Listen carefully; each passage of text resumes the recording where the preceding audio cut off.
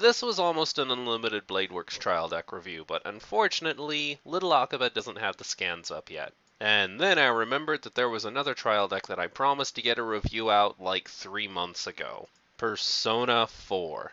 So, I guess we're just going to get this one out of the way instead of reviewing the new Unlimited Bladeworks deck. Also, to avoid any future confusion, this is version E. It's the English version that came out, and it is way different than any of the Japanese versions because instead of just having cards from one set, it actually combines cards from 3 different Persona 4 sets that came out in Japan.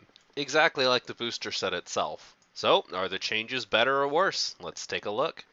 As always, if you're just here to net deck the deck list, and here it is, please enjoy. All I ask is that you leave me a like on the way out. For the rest of us, we're going to look a little bit deeper, but first I want to kind of look at the ratios. This is one of the first decks that I think I've ever reviewed where there's not 4 of a single thing. I actually really like this approach for a trial deck, and I hope they continue with it. See, not having 4 of any one thing gives you the freedom to release many different cards in the same trial deck. Whole point of the trial deck is to learn different ideas of the game if you're starting out, or different ideas of the set if you are starting out into a new set. So the more options they can give us, the better. One other thing, because I know somebody's going to say something if I don't bring it up now. The names that you're seeing here on the list aren't going to be the exact names that you see on the cards. It's mainly because the Japanese translations are a little bit different than the confirmed English names of the cards. So some of the names here are going to be like the official English names, and the names on the cards are going to be the translations because the sites I use to translate have those instead of the actual English names. It should be pretty darn easy to figure out which card I'm talking about though, come on. Well, we're back to having the really heavy zero lineups. Having a lot of level zeros isn't necessarily bad, but it's more of a consistency thing for people who do it on purpose. If you're just learning out with a trial deck, I don't like having a bunch of level zeros because it kind of messes with you at levels 1, 2, and 3. See, at levels 1, 2, and 3, if you don't get the cards you need, or if they all get clocked or something, and you just have a bunch of level zeros, it can be kind of discouraging because you don't really know what you're doing, and it takes somebody with experience in the game to actually play through it. I'm overplaying it a little. 17 is not that bad. I mean, my recommendation was 16, and this is only 1 card over, so let's take a look.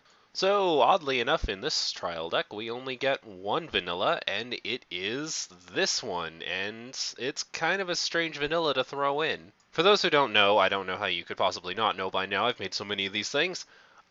Zeros act as kind of color fixers. You see, they throw in more vanilla level zeros of the color that the deck doesn't have many of, so that if you need to clock something so you can play something of that color at a higher level, you can, and it's still a pretty decent card at level 0. But this deck is primarily yellow and has the yellow color fixer. It's a primarily yellow deck that has access to a yellow fixer. Really, what I'm trying to say is I wish this was the red one. Moving on. Our level 0 assist is self-proclaimed Special Invasion Squad Yosuke, and this is kind of an odd choice for me, mainly because even though I do kind of harp on decks that have a level 0 assist that doesn't have a secondary ability, this card's secondary ability only helps like a third of the deck. This kind of brings us on to what's so weird about the deck. The deck is sort of like a mixed bag, like chocolate sampler of all the different archetypes, or most of the different archetypes in the Persona 4 set. So hypothetically, if you wanted to, you could take the cards from this and use them to make a Junes deck. Or you could take a couple of these decks, combine them together, take out all the red stuff, and just make this a pure yellow deck. It's really cool, but a little bit sneaky, because some of the cards like this one are going to have little to no use unless you actually go out and buy another deck or a booster box. Again, this isn't really that bad of a card, it's just a little bit misplaced because it's only going to help a few of your other cards.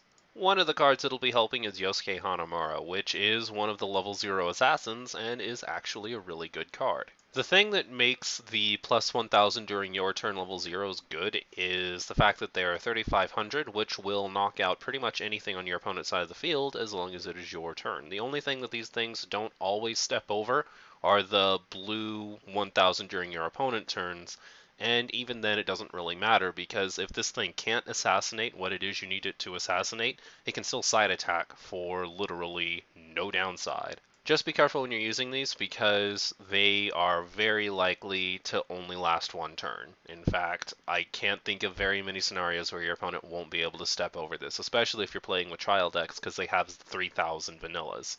Helping out Nanako is also a really cool Junes character that they added at level 0. See, if you've only got one or fewer other characters, this card is a 3500 with Super Encore. A lot of people don't understand why Super Encore on a level 0 is good, and it's mainly because at level 0 you're looking to keep field advantage, and this can side attack at no penalty.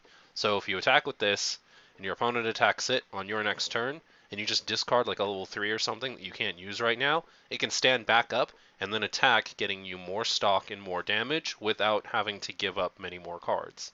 If this died, you just have to replace it with another level 0 anyway, so not super encoring it doesn't really give you much of an advantage. Either way, it's going to cost you one card in your hand to replace.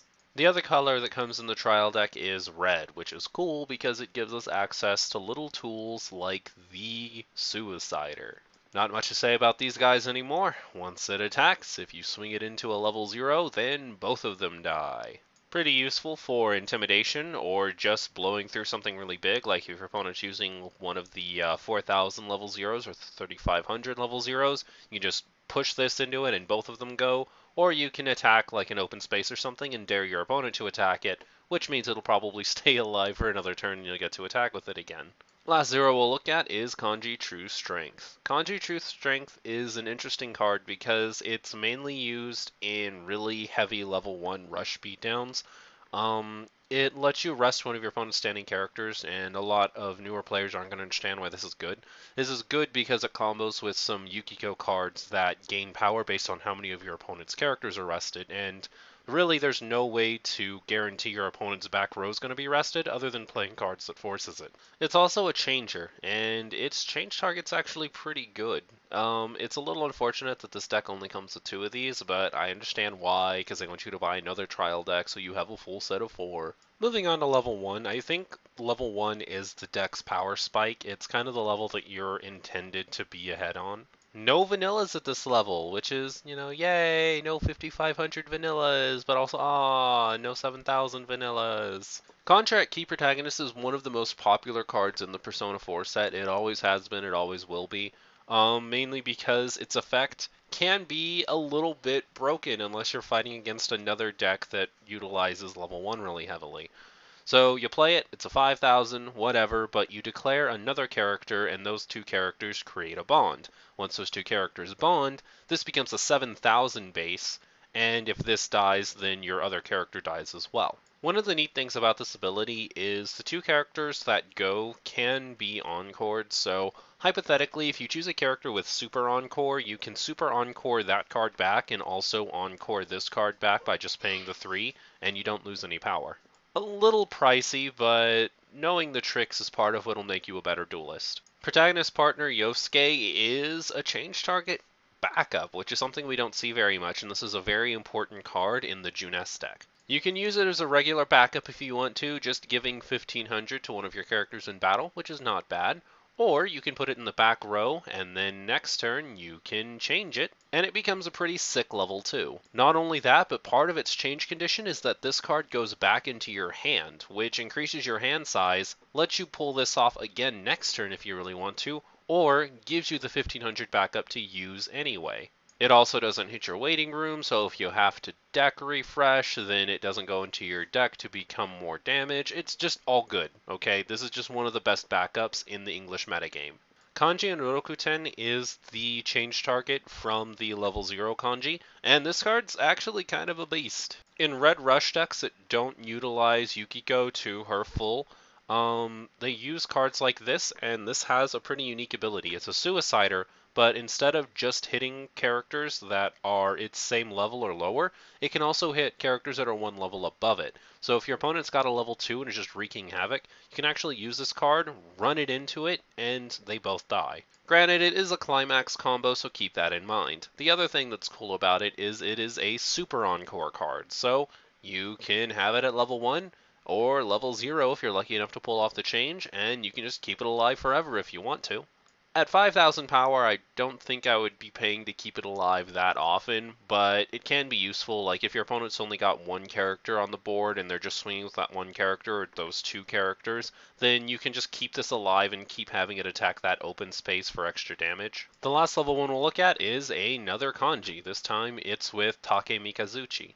Get this card also has Super Encore, so this is another character you can do the same things that I was talking about before, but it does have 1,000 less power. It also doesn't cost anything though, so, you can kind of balance it, I guess. Its first ability though is pretty awesome, especially with the way that the deck is made. Whenever you use backup, once per turn, mind you, when you use backup, you can give another character another 1,000 power. So you can either give that one character 2,500 instead of 1,500, or you can let that character keep the 1,500 and give a different character 1,000. That's honestly not too bad, and if you happen to have more than one of this character on the field at once, then that ability stacks. So yeah, not bad. Alright, so now we're moving on to level 2. Level 2's a little light for a Persona deck. Persona's got some really good level 2s, and you don't get very many here. Again, there are no vanillas at this level. So the first card we'll look at is Yosuke and Susanoo, because it is the change target of the card from before.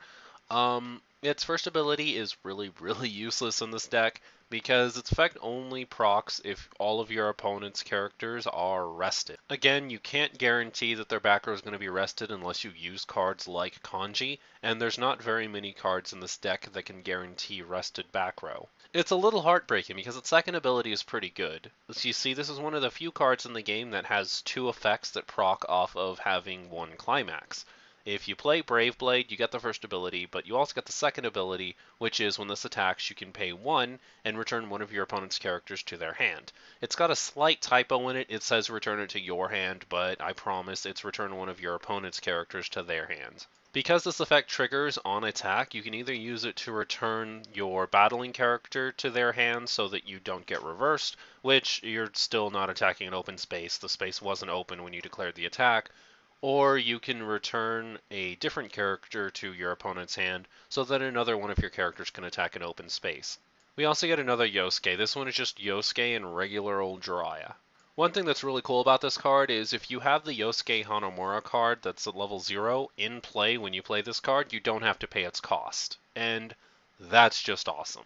Especially because, you can just play the Yosuke Connemara and then immediately use this effect. You don't have to keep a Yosuke Connemara alive for 2 levels. You can, however, do that if you just keep a Yosuke Connemara alive in the back row. Also, the first turn this card comes into play, it swings for 3 soul instead of 2. One of the things I love about the Yosuke cards is all the level 2s swing for 2 soul damage, which is just great. Next, we'll look at the Protagonist. His effect is when he attacks and you have its climax in play. See, that's the other thing about having so many different ideas into one deck is there's just so many different climax combos. But anyway, if you have this card's climax in play when this attacks, it gains 3,000 power, and also when its damage is cancelled, you can just deal 1 damage anyway. Keep in mind that both sets of damage can be cancelled. This card is cute. It's pretty adorable. I don't think I like it as much as the other level 2s, but it's still kind of neat, I guess. I mean, the one thing that's really cool about this is it doesn't really require any setup. You can just play its climax, and go, but it doesn't swing for 2 soul damage, and it's really just not that powerful a card. Last level 2 we'll look at is Yukiko and Amaterasu. This is a pretty typical Yukiko card. If your opponent doesn't have any standing characters, you get something awesome. In this case, it becomes a 10,000 if your opponent doesn't have any standing characters. Again, without the ability to control your opponent's back row, this really doesn't have that many uses. It does have a few really kind of funny uses, like if your opponent only plays one character and they attack with it, then you can proc the plus 2,000 before the actual battle hits, so it's a 10,000 when they actually fight each other. Kinda neat, but it'll never happen, I promise. This is our 4th and final climax combo. If Salvation is in your climax zone, you can choose a character in your waiting room and return it to hand. It's a pretty typical red card. One thing that's really cool about that effect is it doesn't have a cost, so it's just a free card in your hands. Lastly, we'll look at our level 3. They decided to go with the Sister Complex Kingpin of Steel. I didn't type all of it out because I'm lazy. We're pretty lucky they went with this one because honestly, the Protagonist level 3s are never really that good except for this one. This one's pretty decent. First of all, it heals, which is always good. Second off, when it reverses a level 2 or higher battle opponent, you can pay 1 to search your deck for a magic or non-echo character, reveal it, and put it in your hand. This is the perfect level 3 ability because your stock isn't all that important, and you can just pay the 1 stock that you got from attacking with this card. So, like, you're not going to get any climaxes in your stock anymore because you can always just get rid of them, and so on and so forth. It's just a really amazing card. Plus, it increases your hand size, which at level 3 is very important. Not only are you thinning out your deck and making the chances of you climax canceling that much higher, but you are also getting more attackers and meat puppets to just throw out there during your next turn. You're mainly looking for cards that don't have a cost, so you can just play them and attack with them, but you can also hypothetically just get more Sister Complex Kingpin of Steel Yu Narukamis and just keep playing those to heal yourself. The possibilities are pretty endless. We also get 3 copies of Event Warrior Training. It's pretty okay. I kind of like it. Its main thing is that it costs 2. I really wish this card costed 1, but its effect is you can get 2 characters from your discard pile and put them back in your hand. That's really good because it lets you search for what characters you want, but at the same time, one of the points of getting characters out of your waiting room is thinning out your waiting room so that when you deck refresh, you have less cards. But with this effect, you're still putting 2 cards in your waiting room because it costs 2. Overall, it's pretty decent. It's not necessarily a bad card. So for our climaxes, they're a little bit messy. As you can imagine, it's just 2 of 4 different climaxes. This does include the salvage climax and the bounce climax, which I'm very, very much a fan of. So, overall thoughts on the deck? I really like it. I think it's a really cool idea to have so many different pieces. That way, if you do buy 2 of these trial decks to combine together, you have different things to try. You can try a more yellow-based build around the Junes characters, or you can try a more red-based build around resting your opponent's characters and maybe trying to finish it on level 1. There's a bunch of little differences that you can kind of glean between people who take 2 of these trial decks and put them together. Also, if you find one concept that you really like, you can buy a booster box and you can start building into whatever it is that you like. If you're like, oh man, this Yukiko card has won me so many games, you can actually build a Yukiko deck. Or if you like your Yosuke and your Protagonist, then you can build a deck around Yosuke and Protagonist. It's really cool. It does kind of suck though that you can't really just play this deck by itself, 1 copy of, because it's so messy. But like, it's still not that bad of a deck. I wouldn't say it's one of the most powerful decks. I still think that Nisekoi and Sword Art Online are 2 of the most powerful decks in the metagame. English metagame, mind you.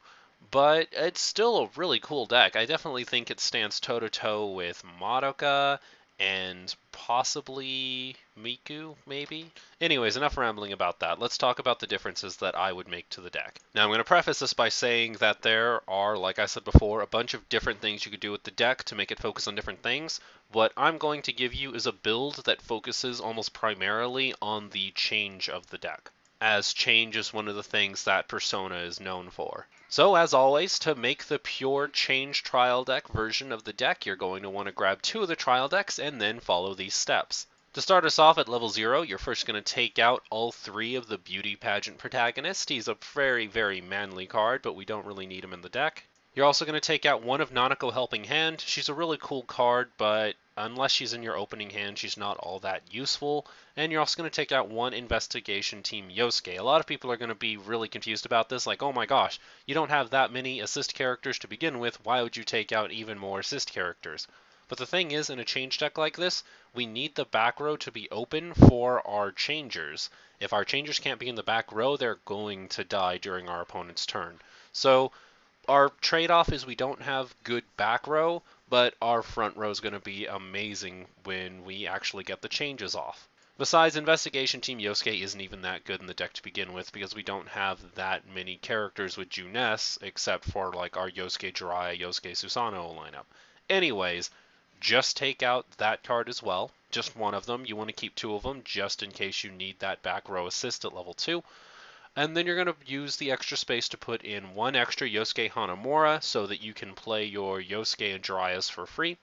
You're going to put in 2 more of the Kanji True Strength because it's a changer, and 1 more Kanji Tatsumi for the extra suicide. We're 1 card up now, so at level 1, go ahead and take out all 3 of the Kanji and Taka Mikazuki.